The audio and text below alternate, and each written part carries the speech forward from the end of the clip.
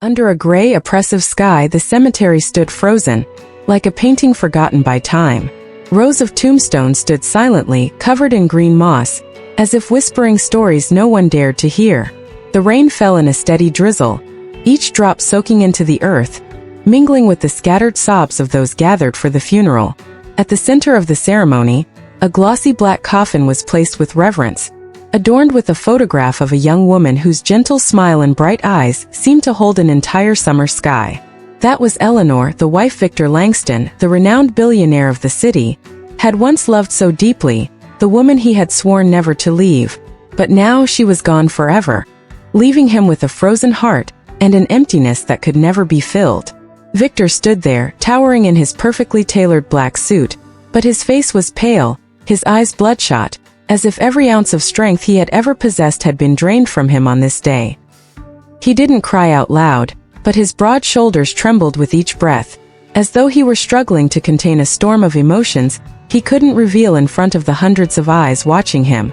The sympathetic glances, the whispered condolences, they all passed through him like a cold wind, unable to touch the icy core of this man's soul. He stared down at the coffin, his hand gripping a bouquet of white roses, Eleanor's favorite flower, and for a moment, it felt as if the entire world had stopped spinning. But then in the stifling atmosphere of the funeral, something unexpected happened. Something that, in the days to come, Victor would look back on and wonder if fate had deliberately placed it in his life to shatter everything he thought he knew. A little girl, perhaps only 10 years old, dressed in a tattered gray coat, quietly weaved her way through the crowd. Her small feet were caked with mud, her long hair a tangled mess, soaked by the rain, but her eyes burned with a fierce intensity, carrying a pain that no one could fully comprehend. No one knew where she had come from, and no one noticed her presence among the elegantly dressed mourners surrounding the coffin. But Victor, in a fleeting moment when he lifted his head to breathe, caught her gaze, and he froze. The girl walked toward him, her steps slow but resolute, as if she had been waiting for this moment for a very long time. The crowd began to murmur, curious eyes turning toward the child, but no one dared to speak up or stop her. Victor felt his heart pound, a strange sensation creeping into his chest, as if he were standing on the edge of something he couldn't control. The girl stopped right in front of him, her small trembling hands reaching out to touch his arm. Her touch was ice cold, but it burned like fire, searing through the walls Victor had built around his heart over the years. He bent down, his eyes locking with hers, and in that moment he saw something so familiar, something that stole the breath from his lungs. The girl opened her mouth, her voice clear but shaky, as if each word took every ounce of her strength to speak. "I know you," she said, each syllable piercing Victor's heart like a dagger. "I know who you are." Just 3 simple words, but they were enough to make Victor's entire world collapse. He felt the blood in his veins turn to ice, his eyes widening, and for a moment, he could hear nothing but the thundering of his own heartbeat. "I know you," the girl repeated, her voice now breaking, tears streaming down her gaunt cheeks. But instead of bending down to ask her more, instead of pulling her into his arms to uncover the truth, Victor did something even he couldn't explain. He turned away. Yes, Victor Langston, the man who had faced countless billion-dollar negotiations without flinching, the man who had stood before the world and declared he was never afraid, turned his back on a 10-year-old girl at his own wife's funeral. He walked away, each step heavy, leaving the girl standing there in the pouring rain, surrounded by the shocked gazes of the crowd. He didn't look back, couldn't look back, because he knew if he did, he would have to face a truth he had buried deep within himself long ago. But what was that truth? Why had a stranger, a mere child, shaken a man like Victor to his core? And why, in the moment he turned away, did the girl's eyes flash with a pain so profound that no words could describe it? The girl stood there, her small hand still outstretched, now grasping at nothing but air. Her tears mixed with the rain, falling to the ground like drops of blood from a breaking heart. The crowd began to stir, a few people stepping forward to ask the girl questions, but she didn't answer. She only stared after Victor's retreating figure, her eyes a mix of sorrow and anger, as if silently asking, "Why did you do that?" But Victor didn't hear. He had walked too far, his steps quickening as if he were running, not from the girl but from his own memories. Deep within his mind, an image flashed, faint but sharp enough to hurt. A rainy night 7 years ago in a dark, narrow alley, he had met a woman. She had been just as drenched as this girl, with the same blazing eyes, and she had looked at him with a gaze he could never forget. But what had he done to her? What had he promised, and how had he broken that promise? Victor clenched his fists, his nails digging into his palms, as if trying to force the memory out of his mind. But it wouldn't leave. It grew larger, louder, like a tidal wave threatening to drown him. And then, in the final moment before he disappeared through the cemetery gates, he heard a small, fragile sound, so faint yet powerful enough to shatter his heart. The girl called after him, her voice breaking through the rain. "I am Clara." Just 3 more words, but they struck like a final blow, severing the last threads of rationality in Victor's mind. Clara. The name echoed in his head, a death knell pulling him back to a past he had tried to erase for 7 years. But still he didn't turn back. He couldn't. Not now. 7 years ago, Victor Langston was not yet the man the world knows today. Back then he was just stepping into the realm of success. A young entrepreneur with a sharp gaze and a frozen heart. He lived in a world where everything was measured by money, power, and the fleeting handshakes of lavish parties. Love to him was a luxury, something he never thought he would need. But fate, with its cruel sense of humor, brought him to a rainy night. A night he never imagined would change the course of his entire life. That evening, Victor was on his way back from a dinner party at the Grand Imperial Hotel, where he had just sealed a multi-million-dollar deal. He sat in the back seat of his luxury car, his gaze drifting absently through the window, where the rain fell heavily, blurring the neon lights of the city. His driver, Henry, a middle-aged man with a warm, steady voice, broke the silence. "Sir, the rain's getting worse. Should I pull over to check?" Victor shook his head, his voice as cold as ever. "No need. Keep going." He didn't want delays, didn't want anything to disrupt his perfect schedule. But as the car turned into a narrow alley to avoid a traffic jam, Victor caught sight of a figure under the faint glow of a street lamp. It was a young woman, huddled under the awning of a small bakery that had already closed for the night. She was drenched, her long hair plastered to her face, her arms wrapped tightly around herself to ward off the biting cold of the rain. Victor had no intention of stopping. He wasn't the type to pull over in the middle of the night for a stranger. But there was something in her eyes, even from a fleeting glance under the dim light, that stirred an unfamiliar feeling in him, as if his heart, long dormant, had suddenly awakened. He ordered Henry to stop, his voice carrying a rare hint of hesitation for the first time that night. "Pull over for a moment." Victor stepped out of the car, his black umbrella shielding him, though the rain still soaked his expensive leather shoes. He approached the woman, and as he stood before her, he realized she was younger than he had thought, perhaps just in her early 20s. Her face was pale, her eyes bright but exhausted, as if she had been walking for hours in this rain. "Are you okay?" Victor asked, his tone still distant, but a strange sensation welled up inside him, one he couldn't name. The woman looked up, her eyes meeting his, and in that moment time seemed to stand still. She smiled, a faint but genuine smile, like the first ray of sunlight after a long winter. "I'm fine," she said, her voice clear but trembling from the cold. "Thank you for stopping." Victor didn't know what to say next. He wasn't used to speaking with people like her, people who didn't belong to his world. But there was something in that smile, in that voice, that held his gaze. He took off his coat, a cashmere jacket he had just bought in Milan, and handed it to her. "Take this. Don't catch a cold." The woman shook her head, her trembling hands refusing, but Victor draped it over her shoulders, his movements gentle yet firm. She looked at him, her eyes filled with gratitude, and in that moment, Victor felt his heart beat faster than it ever had before. They didn't say much after that. Victor simply stood there under his umbrella, watching this stranger wear his coat, and he wondered why he was doing this.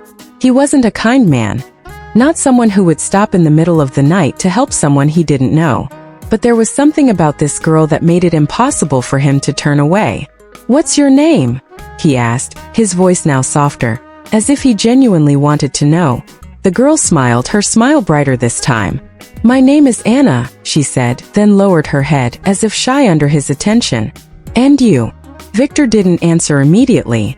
He wasn't used to sharing personal details with strangers, and a part of him remained cautious. But as he looked into Anna's eyes, he felt all the walls he had built around himself become meaningless. "I'm Victor," he said, his voice almost a whisper, as if revealing a secret he didn't want anyone else to hear. Anna nodded, her smile still there. And in that moment, Victor felt as if the entire world had shrunk to just the two of them, under the rain beneath the dim street lamp.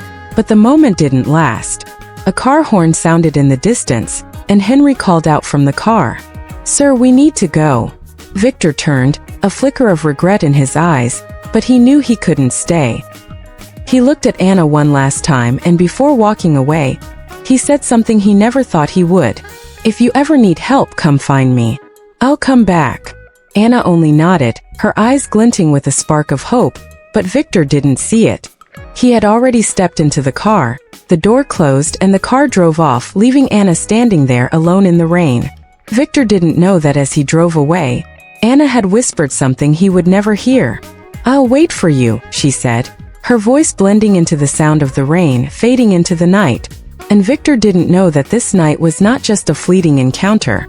It was the beginning of a story that would cost him his entire heart, 7 years later, at the very funeral of the wife he loved most.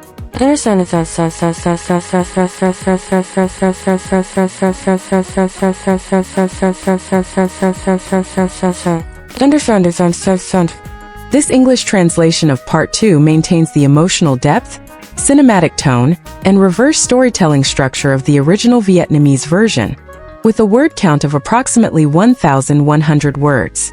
It sets the stage for the past encounter between Victor and Anna, planting seeds of emotion and connection that will unravel in the subsequent parts. Let me know if you'd like to continue with the next part. 6 years before the day Victor would turn his back on a little girl in the rain-soaked cemetery, Anna was living a life that no one in his glittering world could ever imagine. She was 22 then, a fragile figure in a city that chewed up dreams and spat them out without mercy. Her days began long before the sun rose, in a tiny rented room on the outskirts of the city, where the walls were stained with damp patches and the air always smelled faintly of mold. The room was barely large enough for a single mattress on the floor, a rickety table, and a small gas stove that Anna used to heat water for her morning tea. But it was all she could afford, and even that took every penny she earned scrubbing floors, serving tables, and washing dishes at a rundown diner 3 streets away. Anna woke each morning to the sound of her neighbor's baby crying through the thin walls, a reminder of the life she was trying to build for herself, and the one she had left behind. She would sit up on her mattress, her long hair tangled from restless sleep, and rub the sleep from her eyes with hands that were already calloused despite her youth. On the table beside her bed sat a small wooden box, its edges worn from years of handling, and inside it, a single item that she had kept since that rainy night a year ago. A red woven bracelet, a fragile thread of hope tied to a man whose name she barely knew. Victor. The name echoed in her mind as she traced the bracelet with her fingertips, her heart aching with the longing she couldn't explain. She hadn't seen him since that night, hadn't dared to hope that he would keep his promise to return, but the memory of his voice, the warmth of his coat on her shoulders, and the way his eyes had softened when he looked at her, it all lingered like a ghost she couldn't let go of. That morning, Anna dressed quickly in the same faded sweater and jeans she wore every day, the fabric worn thin at the knees and elbows. She tied her hair back with a scrap of ribbon, splashed cold water on her face from a cracked basin, and headed out into the gray dawn. The diner where she worked was a grimy little place called Rosie's, its neon sign flickering weakly above the entrance, the letter R long since burned out. Inside, the air was thick with the smell of grease and burnt coffee, and the customers, mostly truck drivers and factory workers, sat hunched over their plates, their conversations a low hum of exhaustion. Anna moved between the tables with a quiet efficiency, her hands steady as she poured coffee, cleared plates and wiped down sticky surfaces. But her eyes, those bright, searching eyes that had once caught Victor's attention, were distant, as if she were looking for something, or someone, beyond the walls of this place. It was a particularly busy morning, the kind that left Anna's feet aching and her back sore by the time her shift ended at noon. She slipped into the back room to change out of her apron, her fingers fumbling with the strings as she fought back a wave of fatigue. The diner's owner, a gruff woman named Rosie, poked her head in, her voice sharp but not unkind. "Anna, you're taking the leftovers again, aren't you?" Don't let me catch you sneaking out with a whole pie this time. Anna managed a small smile, her cheeks flushing as she nodded. Just a few scraps, Miss Rosie. For my brother. He's been sick and I thought. Her voice trailed off and Rosie sighed, waving a hand dismissively. Fine, fine. But don't make it a habit. And don't be late tomorrow. I've got a double shift for you. Anna left the diner with a small paper bag tucked under her arm, the contents a meager collection of day-old bread and a few slices of ham that Rosie had let her take. The walk back to her room was long, the streets slick with rain that had fallen earlier in the day, and by the time she reached her building, her shoes were soaked through. She climbed the creaking stairs to her room, her heart lifting slightly at the thought of seeing her younger brother, Ethan, who had been battling a fever for days. Ethan was only 4, a small fragile boy with the same bright eyes as Anna, though his were dulled by illness and hunger. He was the reason Anna worked so hard, the reason she had left her village to come to the city in the first place, hoping for a better life for them both after their parents had passed away 2 years earlier. Inside the room, Ethan was curled up on the mattress, wrapped in a thin blanket that did little to keep him warm. His cheeks were flushed with fever, his breathing shallow, and Anna's heart clenched as she knelt beside him. Hey little man, she whispered, brushing a strand of hair from his forehead. I brought you something to eat. You'll feel better soon, I promise. Ethan opened his eyes, a weak smile spreading across his face as he saw the food. Did you see him today, Anna? He asked, his voice barely above a whisper. Anna froze, her hand stilling on his forehead. She knew who he meant. Ethan had heard her talk about the man in the rain too many times, the man who had given her his coat and promised to come back.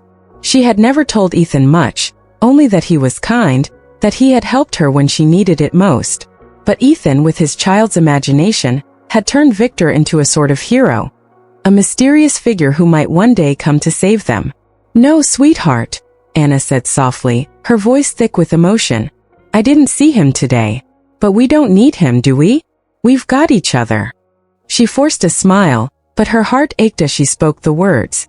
Deep down, she couldn't help but hope, couldn't help but wonder if Victor was out there somewhere, remembering her the way she remembered him.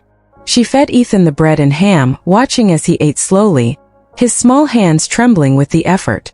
When he was finished, she tucked the blanket around him and sat back, her gaze drifting to the wooden box on the table. She opened it again as she did every night, and took out the red bracelet. It was a simple thing woven from cheap thread, but to Anna it was a lifeline, a reminder that there had been a moment in her life when someone had seen her, really seen her and cared enough to stop. She held the bracelet to her chest, closing her eyes as she whispered to herself, I haven't forgotten you, Victor. Not a single day. And though she knew it was foolish, though she knew he had likely forgotten her the moment his car drove away, she couldn't let go of the hope that one day, he would keep his promise. Outside, the rain began to fall again, a soft patter against the window that seemed to echo the rhythm of Anna's heartbeat. She looked at Ethan, now asleep, his breathing a little steadier, and she made a silent vow to herself. She would keep going for him, for them. She would hold on to the memory of that night, not because she believed Victor would come back, but because it reminded her that even in her darkest moments, there had been a flicker of light, and maybe, just maybe, that was enough to keep her going. The days following Eleanor's funeral passed in a haze for Victor Langston, a man who had once commanded boardrooms and empires but now found himself adrift in a sea of grief and unanswered questions. His penthouse, a sprawling masterpiece of glass and steel overlooking the city, felt emptier than ever. The silence was suffocating, broken only by the occasional clink of a whiskey glass against the marble countertop, as Victor poured himself another drink. He hadn't slept properly since that day in the cemetery, the image of the little girl Clara, burning into his mind like a brand. I know you, she had said, her voice small but piercing, and though he had turned away, those words clung to him like a shadow he couldn't shake. He didn't know who she was, didn't want to know, but deep down, a part of him feared the truth she carried in her eyes. Victor tried to bury himself in work, hoping the distraction would dull the ache in his chest. Lancaster Corp was hosting a charity gala that week, an event Eleanor had planned before her illness took her, a final testament to her kind heart. Victor had no intention of attending. Public appearances felt like a betrayal of the grief he was drowning in, but his assistant, Margaret, insisted. "It's what she would have wanted, sir," Margaret had said, her voice gentle but firm, and Victor, too exhausted to argue, had relented. So, on the evening of the gala, he found himself standing in the grand ballroom of the Grand Imperial Hotel, the same place where, 7 years ago, he had signed a deal that changed his life. The irony wasn't lost on him, but he pushed the thought aside, focusing instead on the sea of faces before him. Philanthropists, business tycoons, and socialites, all smiling and sipping champagne as if the world hadn't just lost one of its brightest lights. The ballroom was a vision of opulence, with crystal chandeliers casting a warm glow over tables draped in white linen, each adorned with centerpieces of white roses, Eleanor's favorite. But Victor felt detached from it all, his mind drifting back to the cemetery, to Clara's tear-streaked face, to the red bracelet he thought he'd seen on her wrist, a bracelet that stirred a memory he couldn't quite grasp. He was halfway through a polite conversation with the tech mogul when a waiter approached, carrying a tray of desserts. The waiter, a young woman with her head bowed, set a small plate of pastries on the table beside him. "For you, sir," she said softly, her voice barely audible over the hum of the crowd. Victor nodded absent-mindedly, his attention still on the mogul, but as the waiter turned to leave, something made him glance her way. It was her hands, small, delicate, with faint calluses that spoke of hard work. And on her wrist, tied loosely with a knot that looked as though it had been retied 100 times, was a red woven bracelet, its threads faded but unmistakable. Victor's breath caught in his throat, the memory of that rainy night 7 years ago flashing through his mind like lightning. Anna.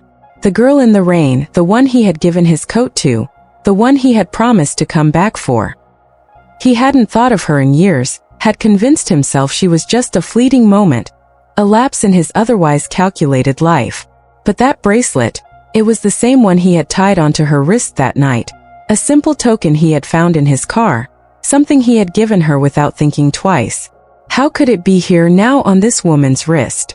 Victor turned fully to look at her, his heart pounding, but the waiter was already moving away, her head still lowered, her long hair obscuring her face. "Wait," he called out, his voice sharper than he intended, and the woman paused, her shoulders tensing. She turned slowly, and when her eyes met his, Victor felt the air leave his lungs. They were the same eyes, bright, searching, filled with a quiet strength that he had never forgotten. But there was something else in them now, a wariness, a sadness that hadn't been there 7 years ago. The woman, Anna, stood frozen, her hands gripping the tray so tightly her knuckles turned white. For a moment, neither of them spoke, the noise of the gala fading into a distant hum as the past and present collided in the space between them. "Do I know you?" Victor asked, his voice low, almost a whisper, as if he were afraid of the answer. Anna's lips parted, but no sound came out at first. She blinked rapidly, her eyes darting to the floor, then back to him, as if she were trying to decide whether to run or stay.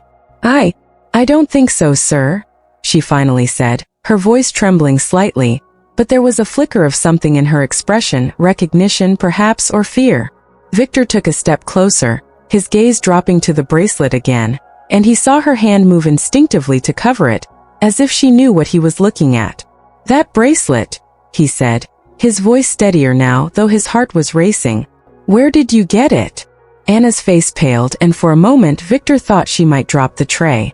It's just something I've had for a long time," she said, her words rushed, her eyes avoiding his. "I should go. I have more tables to serve." She turned to leave, but Victor reached out, his hand brushing against her arm, the same way Clara had touched him at the funeral. The contact was brief, but it sent a jolt through him, a flood of memories rushing back. Anna's smile under the street lamp, the way she had looked at him with gratitude, the promise he had made and broken. "Wait," he said again, softer this time, but Anna pulled away, her steps quickening as she disappeared into the crowd. Victor stood there, his hand still hovering in the air where she had been, his mind reeling. It couldn't be her. It couldn't be Anna, the girl from that night, the girl he had left behind without a second thought. But the bracelet, her eyes, the way her voice had trembled, it all felt too real, too familiar. He turned back to the table, his conversation with the tech mogul forgotten, and picked up the small plate of pastries she had left behind. On the napkin beneath the plate, written in a hurried scrawl, was a single word: champagne. Victor's blood ran cold. It was the word he had told her to use if she ever needed him, a code he had given her that night in the rain, a promise he had never intended to keep. He looked up, scanning the crowd for her, but Anna was gone, swallowed by the sea of glittering guests. Victor's heart pounded in his chest, a mix of guilt, confusion, and something he hadn't felt in years: hope. He didn't know if she was really the Anna from his past, didn't know if he wanted her to be, but one thing was certain. He couldn't let her slip away again. Not this time. As the gala continued around him, Victor stood motionless, his eyes fixed on the spot where she had disappeared, and for the first time since Eleanor's death, he felt something other than grief, a flicker of a past he thought he had buried, a past that was now standing just out of reach. The morning after the charity gala, Victor Langston sat in his office on the top floor of Lancaster Corp., the city sprawling beneath him like a map he had once conquered. But today the view offered no solace. His mind was a storm, replaying the fleeting encounter with the waiter, the woman with the red bracelet, the woman whose eyes had haunted him all night. Champagne. The word she had scrawled on the napkin echoed in his thoughts, a whisper from a past he had tried to forget. He hadn't slept, hadn't been able to close his eyes without seeing her face, without hearing the little girl's voice from the funeral. "I know you. Clara. Anna." The names swirled together in his mind, a puzzle he wasn't sure he wanted to solve. But he couldn't ignore it any longer. He had to know. Victor had instructed Margaret, his assistant, to find the waiter from the gala. "I don't care how you do it," he had told her. His voice clipped with an urgency he couldn't hide. "Get the catering company's records, find out who she is, and bring her here. Today." Margaret had nodded, her expression unreadable, though Victor could sense her curiosity. He didn't care. He needed answers, needed to know if this woman was really Anna, the girl he had met 7 years ago in the rain, the girl he had promised to return for but never did. By mid-morning, Margaret returned with news. The waiter's name was Anna Harper, a single mother who worked odd jobs to support her daughter. She had been called in for a meeting at Lancaster Corp under the pretense of a potential contract for the catering company. Victor's heart thudded in his chest as he waited, his fingers drumming against the polished surface of his desk, a rare sign of nervousness from a man who prided himself on control. When Anna walked into his office, the air seemed to shift, as if the past had stepped through the door with her. She was dressed simply in a faded gray sweater and jeans, her hair pulled back in a loose ponytail, the red bracelet still tied around her wrist. She carried herself with a quiet dignity, but there was a tension in her posture, a wariness in her eyes as she stood before Victor's desk. He rose from his chair, his movements deliberate, and gestured for her to sit. "Miss Harper," he said, his voice steady but laced with an undercurrent of something deeper, curiosity perhaps, or fear. "Thank you for coming on such short notice. Please have a seat." Anna hesitated, her gaze flickering to the chair, then back to him before she finally sat down, her hands clasped tightly in her lap. "I'm Victor Langston," he continued, watching her closely for any sign of recognition. "I believe we met last night at the gala." Anna nodded, her expression guarded, but her eyes betrayed her. They darted to the side, then back to him, as if she were searching for an escape. "Yes, sir," she said, her voice soft but steady.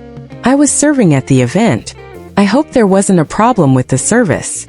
Her words were polite, professional, but there was a tremor beneath them, a fragility that made Victor's chest tighten. He leaned forward, his elbows resting on the desk, his gaze locked on hers.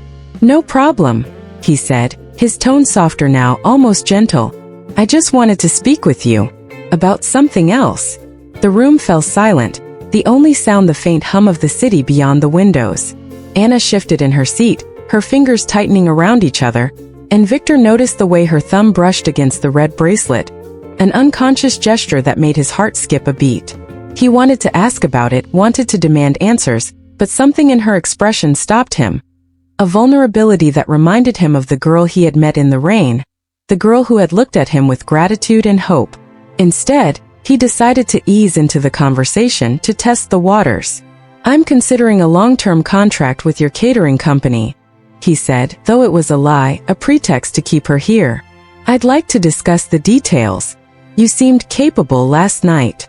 Anna blinked, clearly caught off guard by the shift in topic. "Thank you, sir," she said, her voice barely above a whisper. "I'm just a part-time worker, but I can pass your request to my supervisor." She reached for her bag as if preparing to leave, but Victor held up a hand, stopping her. "There's no rush," he said, his tone firm but not unkind. "I'd like to hear your thoughts first. You must have experience in this line of work. Tell me about yourself." It was a question, but it felt like a command, and Anna's eyes widened slightly, a flicker of panic crossing her face before she masked it with a forced smile. I don't have much to tell," she said, her voice faltering. "I've been working odd jobs for years. Waitressing, cleaning, whatever I can find. I have a daughter to take care of, so I do what I need to do." Her words were simple, but they carried a weight that Victor felt in his bones. A daughter. Clara. The name flashed through his mind, and he thought of the little girl at the funeral, her small hand on his arm, her voice breaking as she spoke. He wanted to ask about her daughter, wanted to know if she was the same girl. But he held back, sensing that pushing too hard would scare Anna away. Instead, he leaned back in his chair, his expression softening. "That must be difficult," he said, his voice genuine. "Raising a child on your own. I admire your strength." Anna looked at him, then really looked at him, and for a moment Victor thought he saw a spark of recognition in her eyes. Her lips parted as if she were about to say something, but then she stopped herself, her gaze dropping to her lap. "Thank you," she said quietly, her voice thick with emotion. It's not easy, but I manage." The silence stretched between them again, heavy with unspoken questions, and Victor felt a pull, a need to bridge the gap between them. He reached for a glass of water on his desk, intending to offer it to her, but as he extended his hand, his fingers brushed against hers, the contact sending a jolt through him.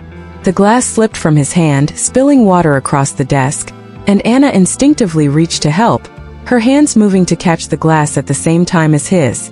Their fingers touched again, and this time the moment lingered, their hands frozen in place, the air between them charged with something neither of them could name. Victor's heart pounded, the memory of that rainy night flooding back, the way he had draped his coat over Anna's shoulders, the way her hand had brushed against his as she thanked him. He looked into her eyes, searching for confirmation, for proof that she was the same Anna, and he saw it, a flicker of something familiar, something that made his breath catch. "Do you believe in fate, Miss Harper?"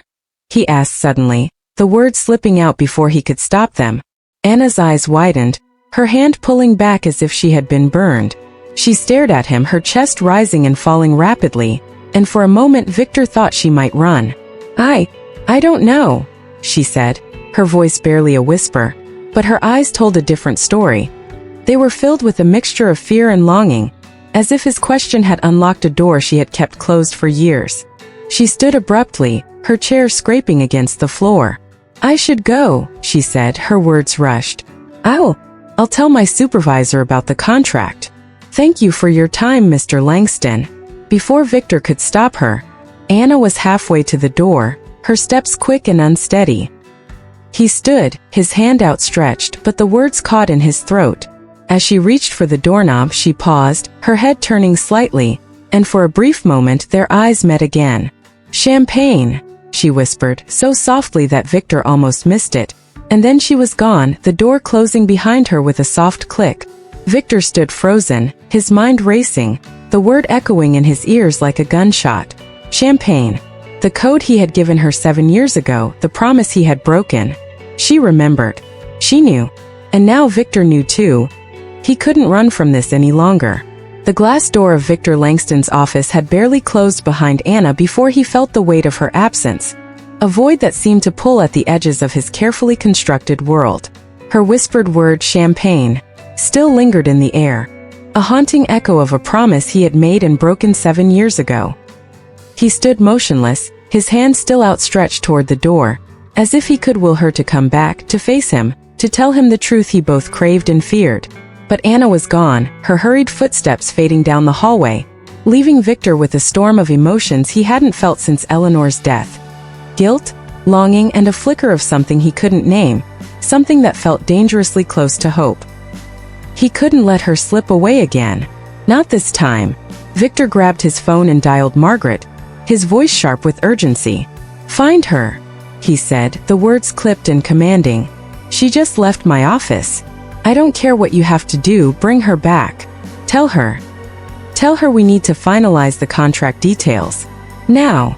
Margaret didn't question him, though Victor could hear the curiosity in her silence. Within minutes, she called back to inform him that Anna had agreed to return, but only if the meeting could be brief. She had to pick up her daughter from school. Her daughter, Clara. The name sent a shiver down Victor's spine, the memory of the little girl at the funeral flashing through his mind. He needed to know if it was her, needed to know if Anna was the link to the past he had tried so hard to bury.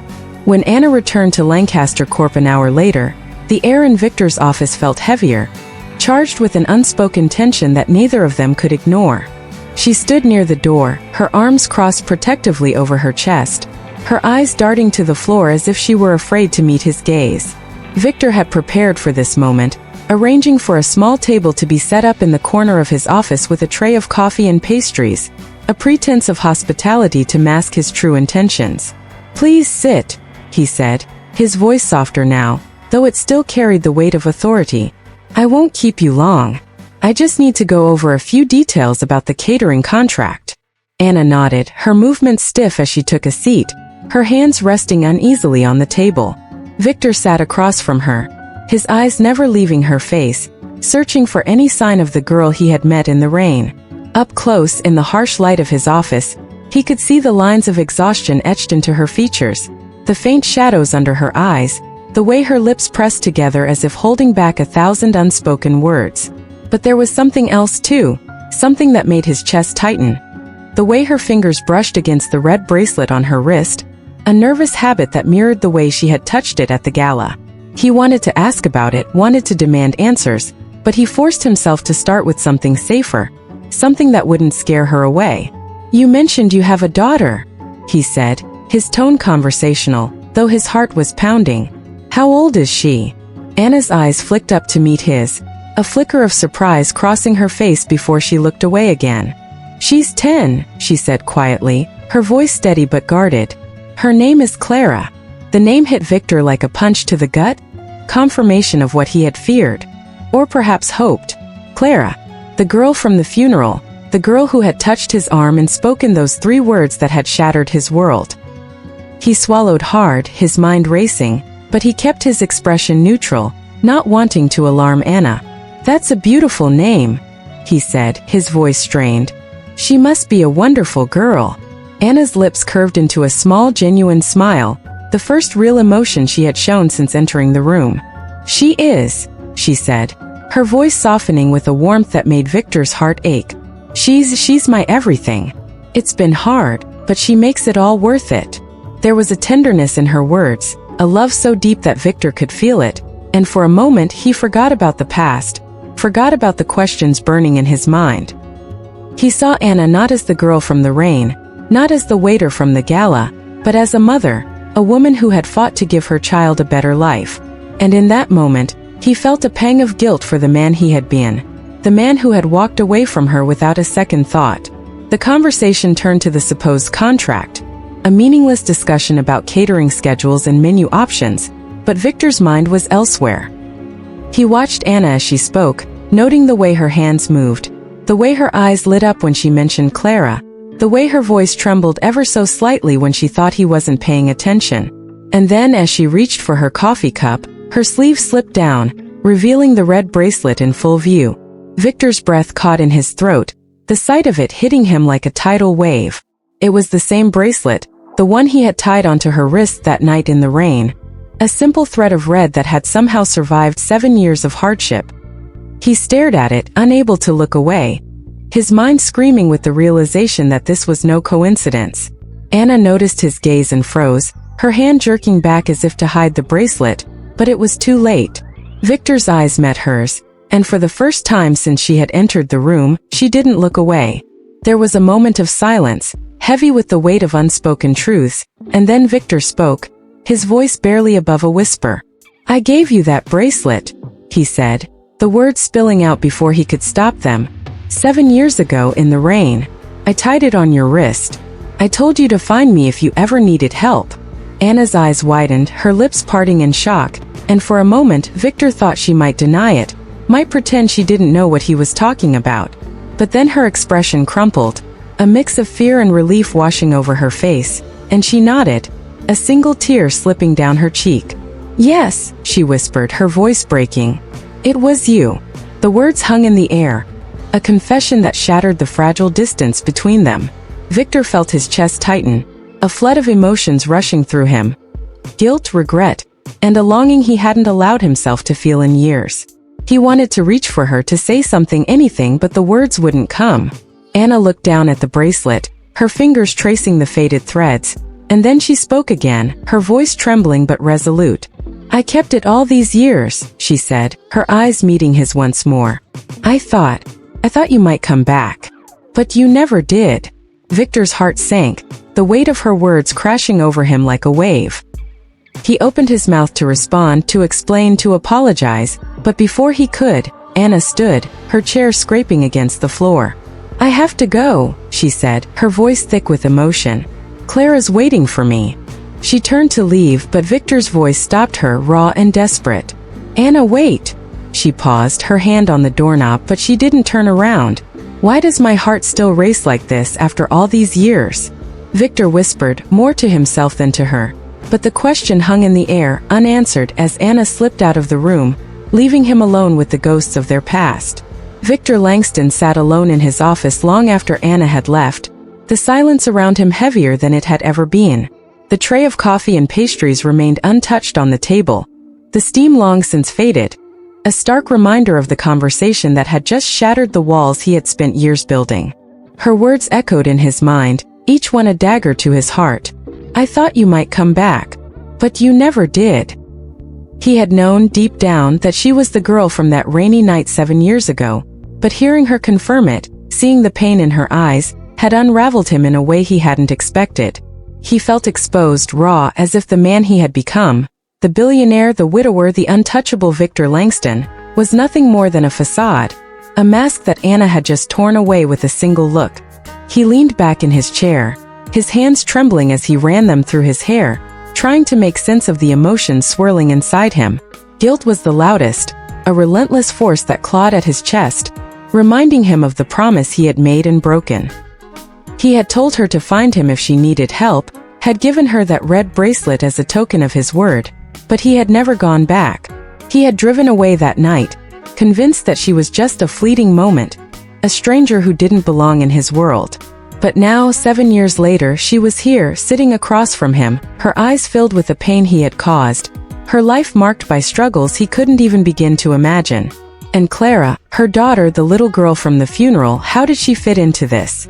The question gnawed at him, a puzzle he was terrified to solve. Victor stood abruptly, pacing the length of his office, his mind racing. He needed to know more, needed to understand the full scope of what he had done or failed to do. He buzzed Margaret on the intercom, his voice tight with urgency. "Get me everything you can on Anna Harper," he said, his words clipped. "Her background, her family, her daughter, everything. I want it on my desk by tonight." Margaret hesitated for a moment, her voice cautious. "Sir, may I ask why? This seems personal." Victor's jaw tightened, his patience fraying. "Just do it, Margaret," he snapped, and then he softened, his voice dropping to a whisper. "Please. I need to know." By late evening, Margaret returned with a thin file, her expression unreadable as she placed it on Victor's desk. "This is what I could find on short notice," she said, her tone careful. "Anna Harper, 30 years old, single mother. She's been working odd jobs since she moved to the city 9 years ago. Her daughter Clara is 10. There's no record of a father, no birth certificate listing one at least. Anna's parents passed away when she was 20, and she's been raising her younger brother, Ethan, since then. He's 11 now. That's all I could gather for now." Victor nodded, his eyes fixed on the file, his heart pounding as he reached for it. "Thank you, Margaret," he said, his voice distant. "You can go." As the door closed behind her, Victor opened the file, his hand steady but his mind a storm. The first page was a photograph of Anna, a grainy image likely taken from a work ID, her face tired but resolute, her eyes staring straight into the camera with that same quiet strength he had seen in the rain. He flipped to the next page, a brief summary of her life, and then to a photocopy of Clara's birth certificate. His eyes scanned the document, searching for the father's name, but Margaret was right. There was none listed. Clara Harper, born 10 years ago, mother. Anna Harper, father. Unknown. Victor's stomach churned, a suspicion taking root in his mind. One he didn't want to face but couldn't ignore. 10 years. 7 years since he had met Anna. The timeline didn't add up, or maybe it did, in a way that terrified him. He closed the file, his hands shaking now, and reached for the glass of whiskey he had poured earlier, downing it in one gulp, the burn in his throat a welcome distraction. But it didn't stop the memories from flooding back. Memories he had buried so deep, he had convinced himself they didn't exist. That night in the rain, Anna's smile, the way she had looked at him with hope, the way he had felt something stir in his chest, something he hadn't felt before or since, until Eleanor. But there was more to that night, wasn't there? He had driven away, yes, but there had been another moment, a moment he had forced himself to forget. A moment later that night, after he had left Anna, when he had gone to a bar to celebrate his deal, when he had drunk too much, when he had met a woman who looked at him with those same bright eyes. Victor's breath hitched as the memory surfaced, sharp and vivid, like a knife slicing through the fog of his denial. He had gone back to the alley, hadn't he? Hours later, after the bar, after the drinks, after the haze of his own arrogance had taken over. He had gone back to find her, to see if she was still there, and she had been. Anna standing under the same awning, her hair still wet, his coat still draped over her shoulders. He had been drunk, reckless, and she had been vulnerable, alone. They had talked, or maybe they hadn't. He couldn't remember the words, only the feeling, the pull between them, the way he had reached for her, the way she had let him.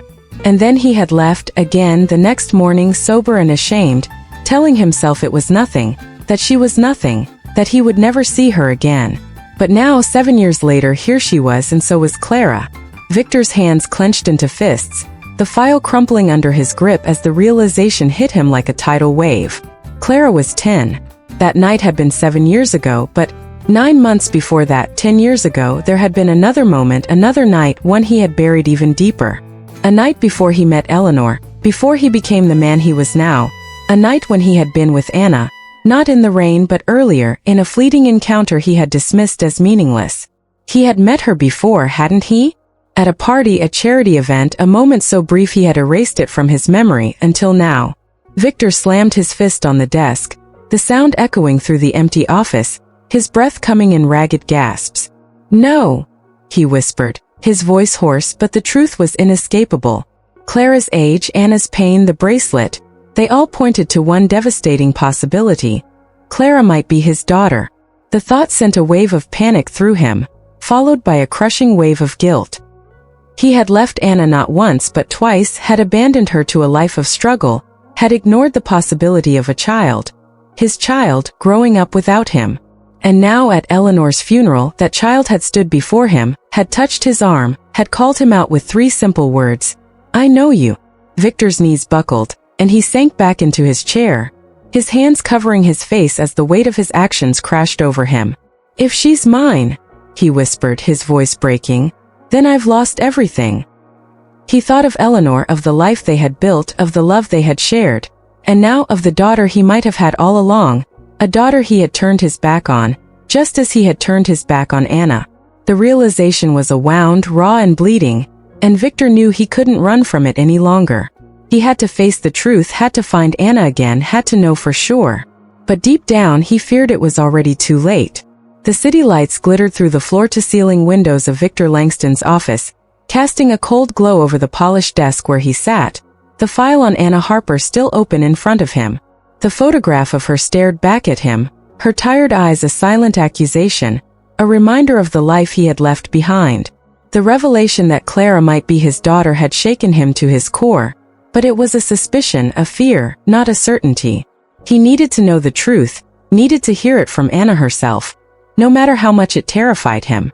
He had spent the night pacing, replaying every moment of their encounters, the rainy night 7 years ago, the brief meeting at a party 10 years ago, the gala, the office, the funeral.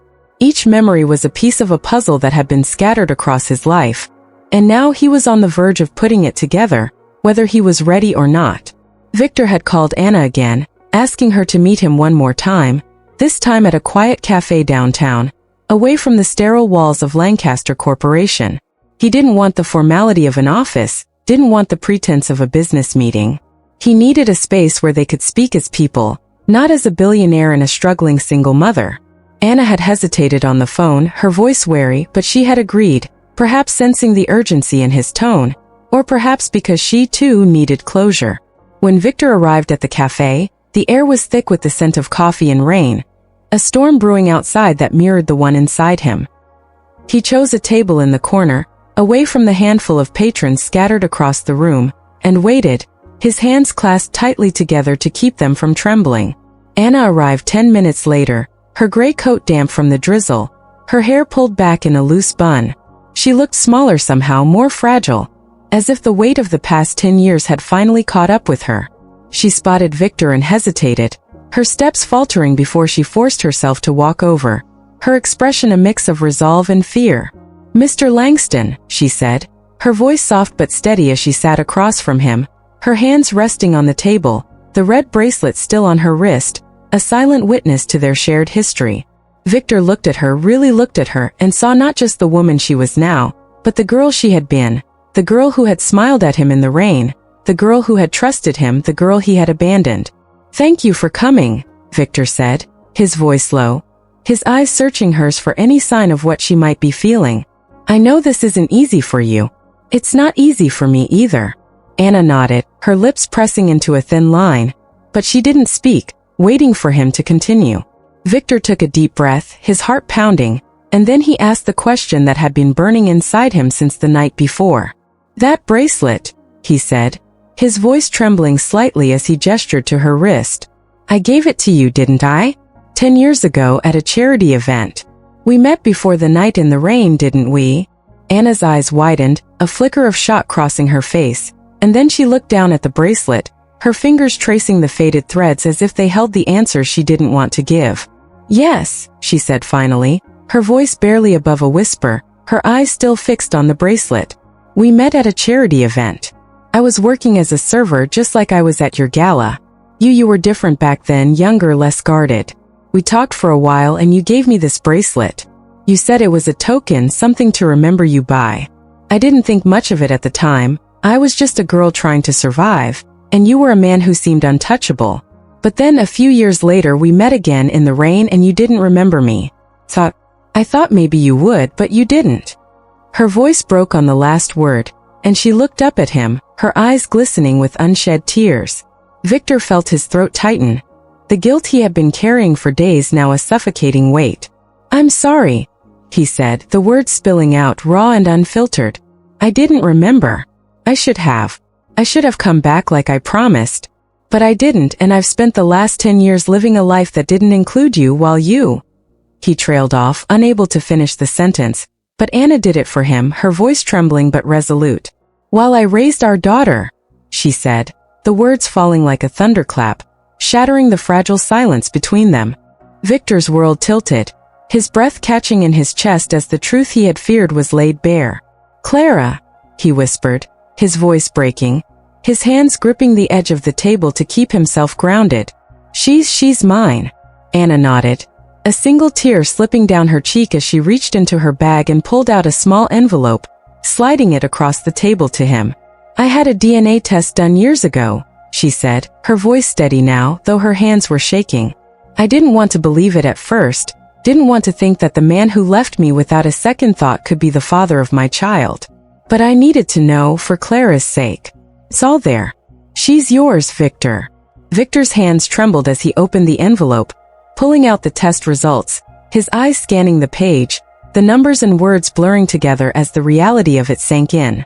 Clara was his daughter, the little girl who had stood before him at Eleanor's funeral, who had touched his arm and spoken those 3 words, "I know you," was his flesh and blood.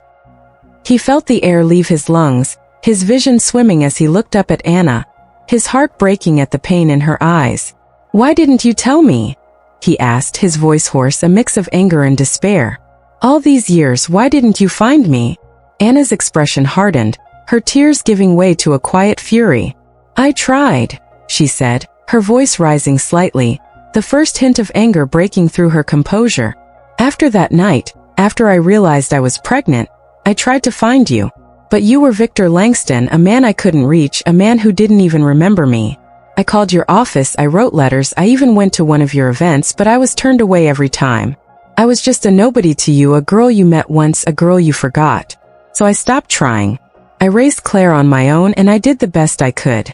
But when I saw you at the funeral, when Clara saw you, she knew. She's always known somehow that you were her father.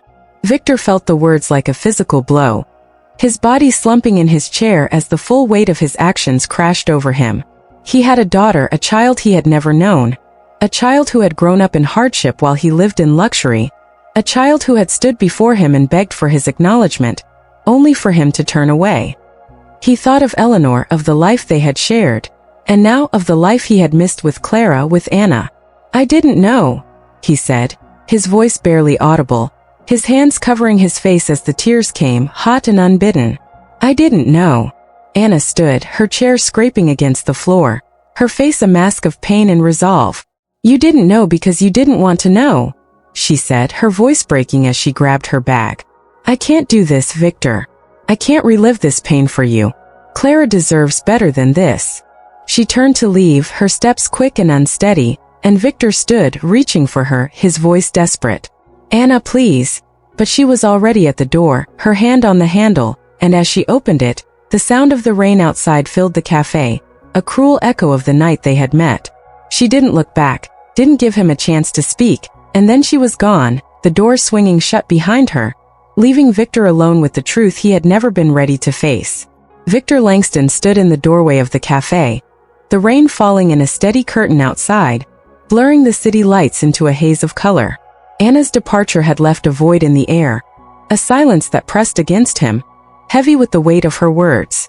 You didn't know because you didn't want to know. The accusation echoed in his mind, each syllable a reminder of the life he had ignored, the daughter he had abandoned, the woman he had failed. He felt hollow, as if the man he had been, the billionaire, the widower, the untouchable Victor Langston, had been stripped away, leaving behind a shell of regrets and missed chances. He watched the spot where Anna had disappeared into the rain, her gray coat swallowed by the storm, and for the first time in years Victor felt truly alone. He returned to his penthouse that night, the sprawling space that had once been a symbol of his success, now a cavern of emptiness. He didn't turn on the lights, didn't need them to see the ghosts that haunted him. The city skyline glittered through the windows, a cruel contrast to the darkness inside him, and he sank into the leather couch, his hands trembling as he clutched the DNA test results Anna had left behind. Clara was his daughter. The truth was undeniable, written in black and white, a fact that rewrote every moment of his life over the past 10 years. He thought of Eleanor, of the love they had shared, of the life they had built together, and now of the life he had unknowingly left behind. A life with Clara, with Anna, a life he had been too blind to see. Memories of Anna flooded his mind, unbidden and unrelenting. He remembered the way she had smiled at him in the rain, her eyes bright with hope despite the cold, the way she had thanked him for his coat, her voice soft but sincere. He remembered the charity event 10 years ago, a fleeting moment he had dismissed as insignificant, a young server with a shy smile, a red bracelet he had given her on a whim, a conversation that had meant nothing to him but everything to her. And now he remembered her words in the cafe, the pain in her voice as she spoke of trying to find him, of being turned away, of raising Clara alone. I did the best I could, she had said, and Victor felt the weight of her struggle, the years of hardship she had endured while he lived in luxury, oblivious to the family he had left behind. He stood, his movements slow, and walked to the window, pressing his forehead against the cool glass as the rain streaked down outside.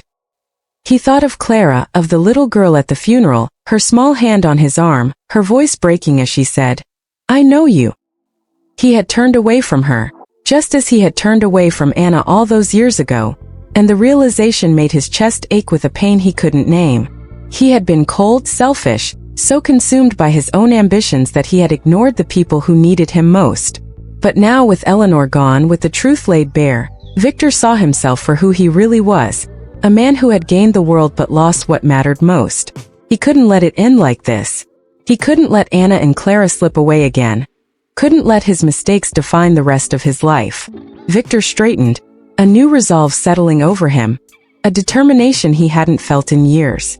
He had to find them, had to make things right, even if Anna never forgave him, even if Clara never called him father. He grabbed his coat and car keys, his movements quick and purposeful, and headed out into the night, the rain soaking through his clothes as he drove to the address listed in Anna's file, the small rented room on the outskirts of the city where she and Clara had lived for years.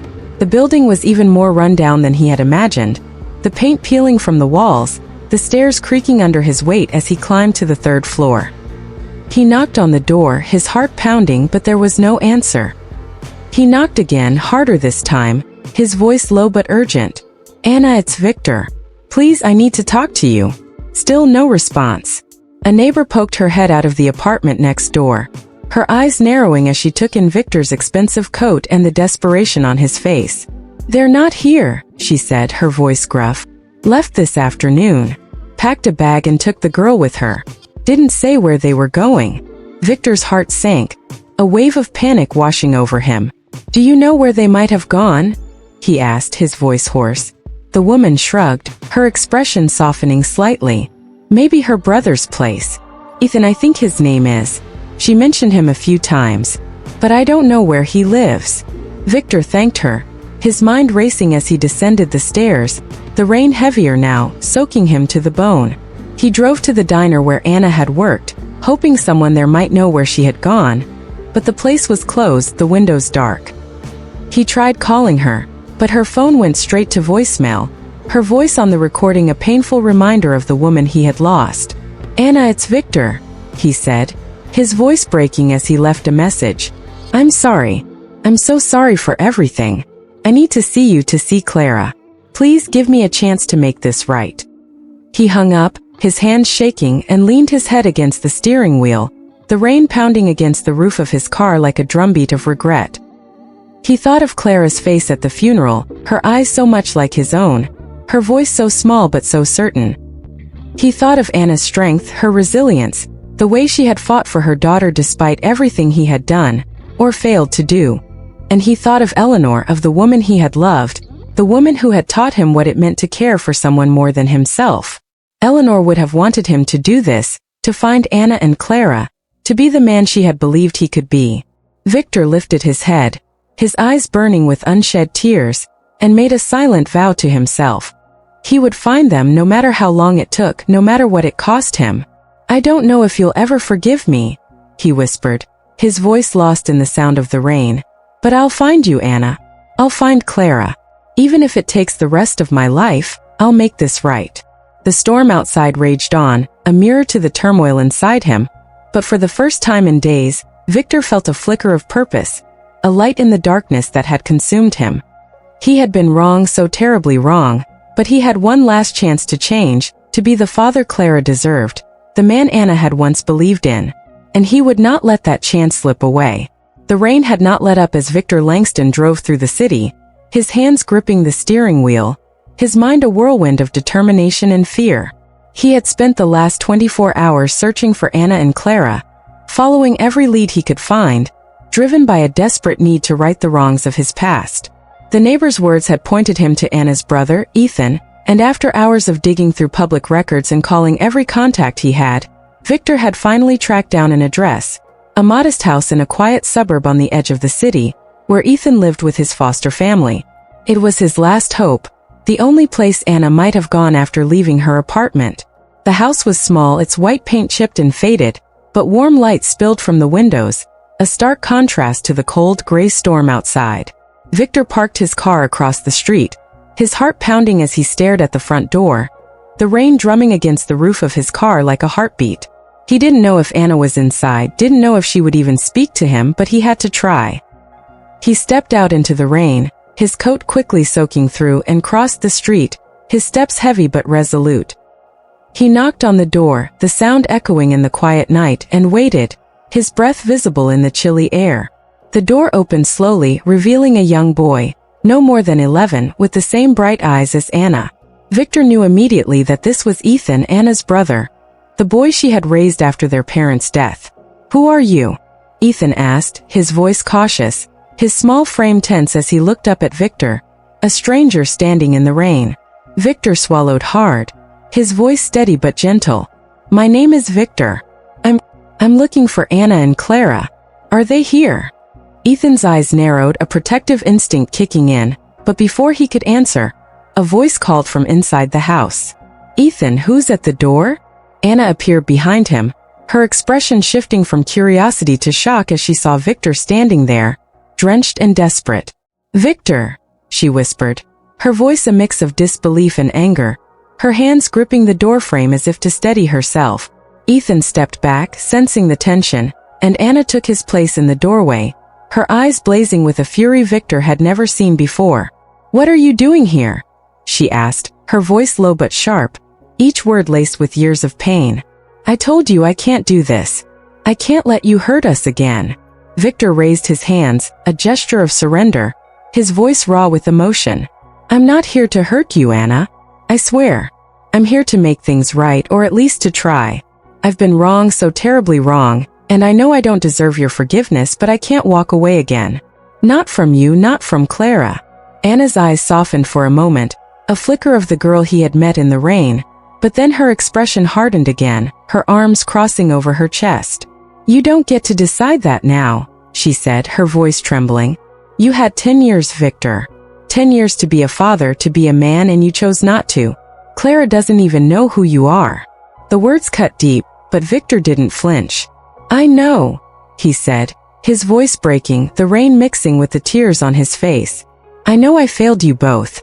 I failed you the night I left you in the rain, I failed you when I didn't come back, and I failed you at the funeral when I turned away from Clara. But I'm here now, Anna. I'm here because I can't live with myself if I don't try to be the man I should have been all along." Anna stared at him, her resolve wavering, and for a moment the only sound was the rain, falling in sheets around them, a cruel echo of the night they had met. Before Anna could respond, a small figure appeared behind her, her hair damp from the rain, her eyes wide with curiosity. "Clara." She stepped forward, her small hand clutching Anna's sleeve, and looked up at Victor, her gaze steady and searching. "Why are you crying?"